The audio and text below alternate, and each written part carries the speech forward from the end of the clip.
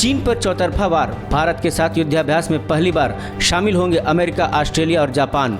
भारत और ऑस्ट्रेलिया पहली बार क्वाड के सैन्य मंच पर साथ आने वाले हैं। मालाबार एक्सरसाइज में अमेरिका, जापान और भारत के साथ पहली बार ऑस्ट्रेलिया शामिल होगा, जिसे अब तक चाइना की परवाह करते हुए भारत ने दूर रखा था।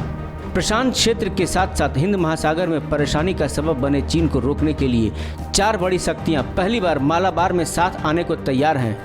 इस साल के मालाबार नौसैनिक युद्धाभ्यास के लिए ऑस्ट्रेलिया को जल्द ही भारत का न्योता मिल सकता है। इसके साथ ही पहली बार अनौपचारिक रूप से बने क्वाड ग्रुप को सैन्य मंच पर देखा जाएगा। इसमें भारत और ऑस्ट्रेलिया के साथ जापान और अमेरिका शामिल हैं। अभी तक भारत ने ऑस्ट्रेलिया को इससे अलग रखा था, लेकिन लद्दाख में सीमा पर चीन की हरकत को देखते हुए उसे भी बुलाने का प्लान है। मालाबार पहले एक सीमित नौसैनिक युद्धाभ्यास हुआ करता था, लेकिन अब इंडो पैसिफिक रणनीति का अहम हिस्सा है। इसके तहत हिंद महासागर में चीन के बढ़ते कदमों को रोकना एक बड़ा लक्ष्य है। जापान इससे 2015 में जुड़ा था।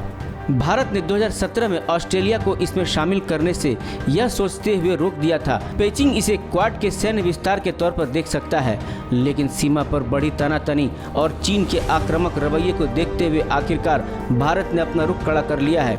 भले ही इसे क्वाड के इवेंट के तौर पर तकनीकी रूप से आयोजित न किया जा रहा हो।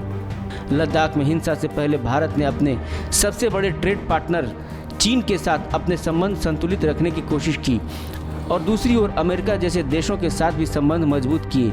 रिपोर्ट में पाकिस्तान में भारत के उच्चायुक्त रह चुके जी पार्थसारथी ने कहा है, चीन पर हमारे द्विपक्षीय आर्थिक प्रतिबंध जरूरी हैं, लेकिन हमें यह याद रखना होगा कि चीन पर असर तभी डाला जा सकता है जब हम क्षेत्रीय और वैश्विक ताकतों के सहयोग से काम करें।